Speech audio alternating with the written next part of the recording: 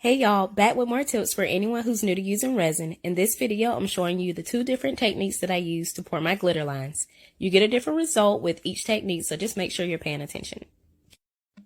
For technique 1, I pour resin into a cup and then add my glitter on top of that and mix it up with a stick.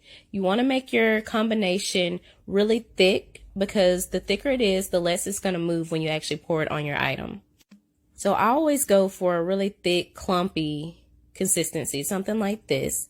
That way, again, it won't move as much when I actually pour it. As you pour, the resin is going to come out of the cup really slowly because it is thicker, but just pour it and then let it dry. In the second technique, I use fabric glue and I lay out my design as I want it. The glue doesn't move or spread as much as the resin, so you want to go ahead and get it to the thickness that you want, because once you add the glitter to it, it's not going to expand much beyond what you've already laid out.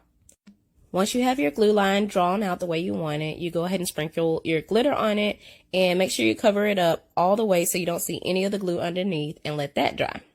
You'll then come back with a paintbrush after it's dry and just brush it off. And this is your end result. The one that was mixed with resin creates a little bit of a mound, so if you ran your finger across it, it would feel like a little bit of a hump, but you see that it spread out just a little bit from where I started, but it's pretty close to the size that it was. And then the one where I used the fabric line is a little bit more recessed and it actually kind of dips in the center.